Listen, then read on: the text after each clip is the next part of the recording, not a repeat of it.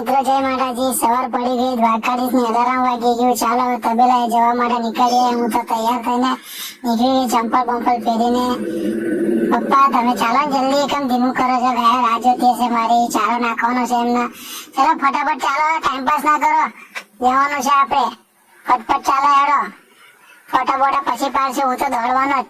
ચાલો ચાલો ફટાફટ ભાગો, જોયા ના કરો, ભાગો ભાગો ભાગો ભાગો ભાગો ભાગો।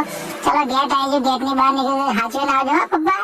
તમે ભાઈ કહેતા નહીં, ગાડી વાળો હોર્ન મારે, ટીટ મારે, જોઈને ચાલવાનું। હવે શિયાળાની સીઝન છે, સાપ બાપ બધા કોઈ માર મરી જાય, જોઈને ચાલવાનું। તો ફટાફટ ફટાફટ ભાગો છો હે, તમારે પાછળ પાછળ દોડજો હા, કે જજો ઉકો બુકો ના આવે, રોડ ક્રોસ કરતા પહેલા ઉભું રહેવાનું, ઉભું રહીને જોવાનું આજુબાજુ। હું તે રીતના જઉં છું, જોઈ લો તમે, જોઈ લો, રોડ પર તાત્કાલિક નહીં જતું રહેવાનું, રોડ આજુબાજુ જોઈ લેવાનું, સાઈડમાં કિનારે કિનારે જવાનું। તબેલાએ તો પહોંચી જાવ, મારા મરઘા બધા રાહ જોતો તો જો કેટલા બધા મરઘા છે તબેલાએ, જો અમારે જો કેટલા બધા મરઘા છે, કડકનાથ મરઘી છે, દેશી મરઘી છે, ફાઈટર મરઘી છે, બીજા કાકા હોતા હે ને, જો વાસળી લઈને નીકળ્યા, જો એમાં તબેલાએ કેટલી મજા આવે।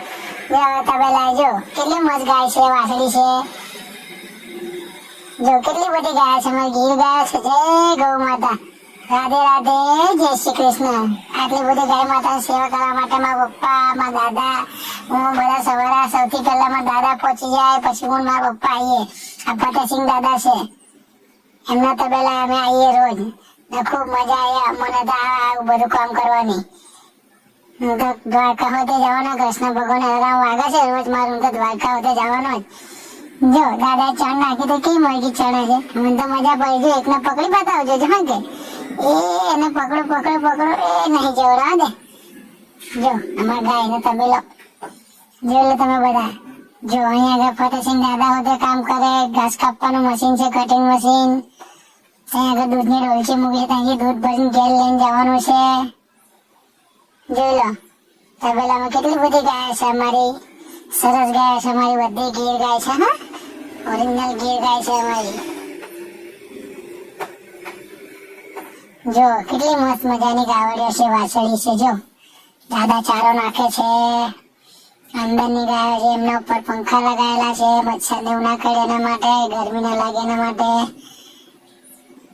આ અમારો અંદરનો રૂમ છે, આને કહેવાય ગમાણ। તમે લોકો શું કહેશો કોમેન્ટ કરજો મિત્રો। આની અંદર ગાયોને ખાવા માટે ચારો, દાળ ને એવું નાખવાનું, ત્યાર પછી ગાય માતા આપણને દૂધ આપે।